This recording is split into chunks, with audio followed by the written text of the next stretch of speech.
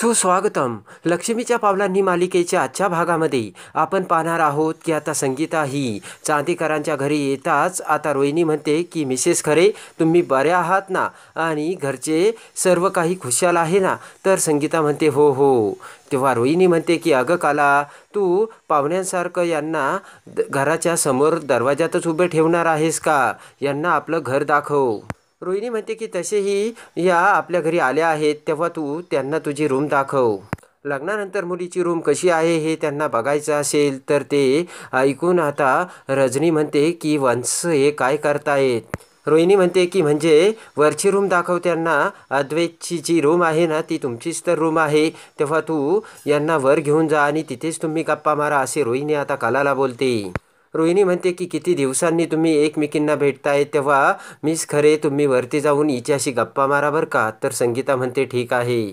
तर आता संगीता लगेच पुढे जाते तेव्हा हळूच रोहिणी कलाला म्हणते की तू स्टोर रूममध्ये राहते हे त्यांना कळता कामा नये, म्हणून त्यांना मी वर घेऊन जाण्यासाठी तुला सांगितलंय.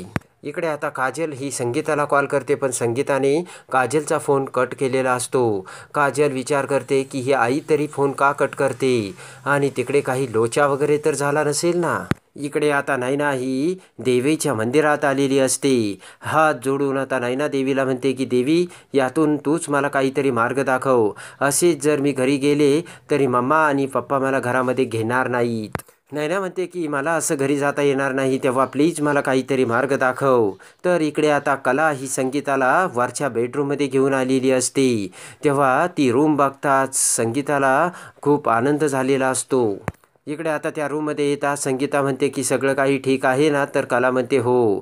तर संगीता म्हणते की आता माझ्या जीवात जीव आला. संगीता म्हणते की सगळेजण तुझ्याशी प्रेमानं वागतात ना. तर कला म्हणते हो. संगीता कलाकडे बघत म्हणते की अजूनही कले तू माझ्यावर चिडलेलीच आहे का? तेव्हा कला म्हणते की तसं नाही आई, त्यावेळेस तुला जे वाटलं तेच तू केलं. तर आता संगीता म्हणते की मग तू माझ्या शेजारी का नाही बसत? तेव्हा कलाला लगेच अद्वैतचे बोलणे आठवते. अद्वैतने सांगितलेले असते की जगासाठी तू माझी बायको असेल, पण मी अजूनही तुला बायको म्हणून स्वीकारलेलं नाहीये.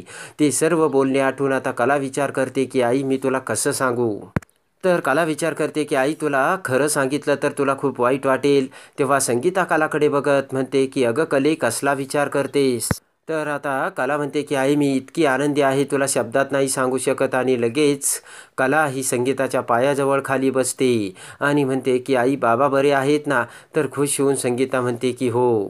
इकडे आता आबा हे रजनी आणि रोहीला समजावून सांगत म्हणतात की कधीच आपण आपल्या कर्तव्याला चुकायचं नाही. समोरच्याने जर गाय मारली तर आपण वासरू मारायचं नसतं. आबा म्हणतात की त्यांनी खूप मोठी चूक केली, पण आपली कला खरंच खूप गुणी पोर हाय. आबा म्हणतात आता तर ती या घरची सून आहे आणि सुनाच्या माहेरच्याकडचे कुणी आलं तर त्यांचं आदरातिथ्य व्हायलाच हवं.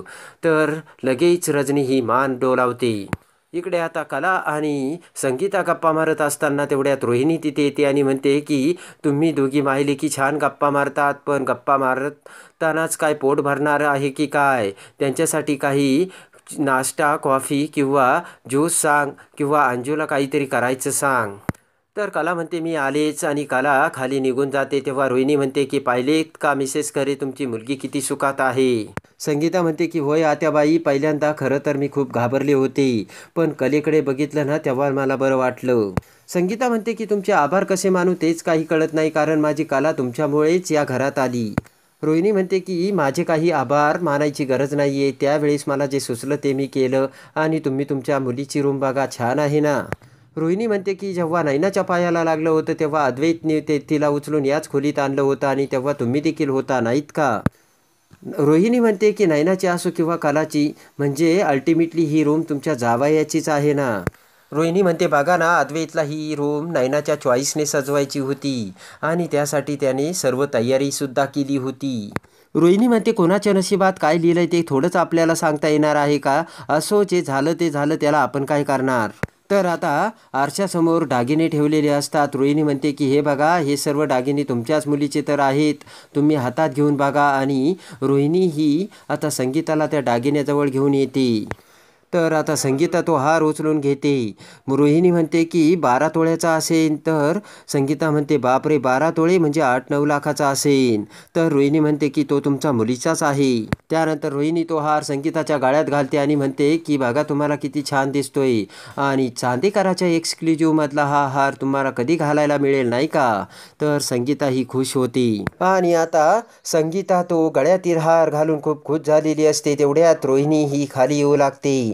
तर आता अद्वैत हा सरोजला घेऊन त्याच्या कारमधून घरी आलेला असतो आणि लगेच कारमधून उतरत अद्वैत हा त्याच्या रूममध्ये जाऊ लागतो. तेव्हा रोहिणी ही खाली येताच अद्वैतला बघते आणि विचार करते की अगदी परफेक्ट टायमिंगला आलायस आणि आता खूप मज्जा येणार आहे. तर इकडे कला आणि रजनीसुद्धा आता अद्वैतला बघून त्यांनासुद्धा मोठा धक्का बसलेला असतो. तेवढ्यात रजनी पुढे येत म्हणते की अरे अद्वैत एवढ्या लवकर कसा आला तू. तर अद्वैत म्हणतो की माझी एक फाईल विसरलो मी त्यासाठी ती घ्यायला आलोय. ताबडतोब आता अद्वैत हा त्याच्या रूममध्ये येतो आणि दरवाजा उघडताच समोर संगीताला बघून अद्वैतला मोठा धक्का बसतो. पुढे येत अद्वैत म्हणतो की तुम्ही माझ्या रूममध्ये काय करताय आणि एवढं सगळं होऊन माझ्या रूममध्ये येण्याची तुमची हिंमत तरी कशी झाली. तर लगेच अद्वैत हा संगीताच्या गळ्यात तो हार बघून म्हणतो की 1 सेकंद हे तुम्ही काय करताय, get out from my room.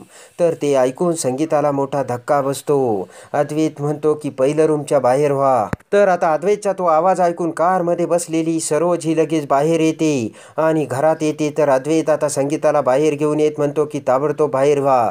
तेव्हा संगीताला बघून सरोज म्हणते की ही बाई इथे काय करते आणि हिला घरात कोणी घेतलं.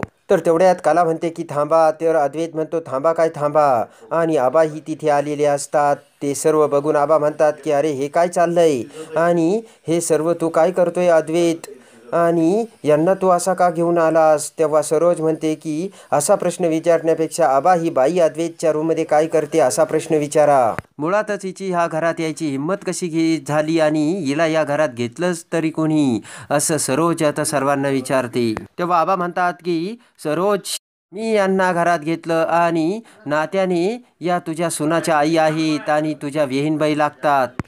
आबा म्हणतात की आपल्या घराची रीत आहे की आपल्या पाहुण्यांचा मान सन्मान करणं. अद्वैत म्हणतो की आबा पण विहीणबाईंनी सुद्धा आपला सन्मान राखायचा असतो. दुसऱ्याच्या घरी जाऊन अशी चोरी करायची नसते.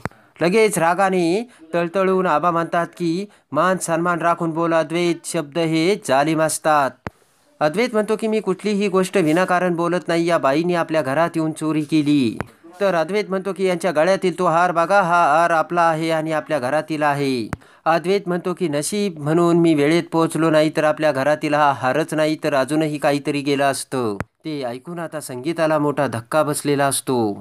तर आता संगीता बोलू लागते. तेव्हा कला म्हणते की काहीही बोलू नकोस आई, कारण तू काही जरी बोलली तर त्याला ऐकायचंच नाहीये आणि तू जी गोष्ट केली नाही त्याची स्पष्टीकरण द्यायची काही गरजच नाहीये. तर बोट करत आता कला ही अद्वैतला म्हणते की माझ्या आईवर केलेले आरोप मी सहन करणार नाही आणि माझी आई तुमच्या घरी का चोरी करेन. तर सरोज म्हणते की का चोरी करेन म्हणजे. सरोज म्हणते की ही बाई आपल्या मुलीला या घरी पाठवण्यासाठी खोटं बोलू शकते तेव्हा ही काहीही करू शकते. तर अद्वैत म्हणतो की माझ्याकडे पुरावा आहे त्याशिवाय मी काही बोलत नाही. अद्वैत म्हणतो की आणि तुझ्या समोरही पुरावा आहे बघ त्यांच्या गळ्यात आणि हा हार आमचा आहे. माझ्या बेडरूममध्ये जाऊन त्या दागिने चोरत होते असे आता अद्वैत कलाला सांगतो. आणि एवढं सगळं होऊ नये त्यांच्या वयाचं मला भान आहे म्हणून मी त्यांना आवजावं घालतोय. पण आता तर त्या फारच एक्सपोज झाल्या. अजूनही तुला काही बोलायचं का असे अद्वैत आता कलाला बोलतो. तेव्हा सरोज म्हणते की आता आपल्या घरात चोरही सापडला आणि साक्षीदारही आहे. तेव्हा ताबडतोब अद्वैत तू पोलिसांना फोन लाव आणि ताबडतोब या बाईला अटक कर. ते ऐकून आता संगीताला मोठा धक्का बसलेला असतो. तेव्हा आबा म्हणतात की सरोज आपल्या घरच्या गोष्टींबद्दल गावामध्ये चर्चा चालू आहे आणि तू कशापायी आपल्या या घरच्या गोष्टी चव्हाट्यावर आणतेस असे आता आबा सरोजला बोलतात. तेव्हा आबा म्हणतात की त्यांना पण त्यांची बाजू मांडू द्या ना. ते काहीतरी सांगताय तुम्ही त्यांची बाजू ऐकून घ्या. त्यांना काही सांगायचं ना ते सांगू द्या ना. सरोज म्हणते की आबा ही बाई काय तिची बाजू मांडणार आहे. स्वाभिमान विकणारी बाई आहे ती. लग्नासारख्या गोष्टीचा या लोकांनी आपला खेळ मांडलाय आणि या लोकांनी आपली फसवणूक केल्याचे बोट करत सरोज आता आबाला सांगते. सरोज म्हणते की यांनी आपल्याला खरे दात दाखवले. स्वतःची मुलगी लग्नातून पळून गेली तेव्हा दुसरी मुलगी मांडवात उभी करून यांना यांची संधी जाऊ द्यायची नव्हती. सरोज म्हणते की तेव्हाच मी सांगितलं होतं की या मुलीला जर या घरात राहायचं असेल तर या मुलीच्या घरच्या लोकांशी संबंध ठेवायचे नाहीत म्हणून. ते ऐकून संगीताला मोठा धक्का बसतो. सरोज म्हणते की पण काय केलं तुम्ही तुम्ही या बाईला घरात घेतलंच ना आणि माझ्या शब्दाचा तुम्ही मान ठेवला नाही. यांनी माझ्या शब्दाचा मान ठेवला नाही तरी या मुलीला मी घरात काय ठेवायचं सांगा ना मला, असे मोठ्याने ओरडत आता सरोज सगळ्यांना बोलते. त्यानंतर आता संगीता म्हणते की रोहिणी आत्यांनी हा हार मला माझ्या गळ्यात घालायला लावला. तेव्हा आबा म्हणतात की तू रोहिणी हा हार यांना गळ्यात घालायला लावला ना. तर रोहिणी काही बोलत नसते. तर आता कला ही संगीताला म्हणते की आई तू पुन्हा या घरात येऊ नकोस. तर तो हार देऊन आता रडतच संगीता तेथून जाऊ लागते. तेवढ्यात आता जात असलेल्या संगीताला सरोज म्हणते की थांबा आणि लगेच पुन्हा संगीताला खूप सरोजचा आवाज ऐकून हायसे वाटते. तर आता सरोज ही संगीताला काय सांगणार हे बघण्यासाठी आणि लक्ष्मीच्या पायांनी मालिकेच्या डेली अपडेटसाठी बेल नोटिफिकेशनवर क्लिक करून आपल्या चॅनलला लाईक करा, सबस्क्राईब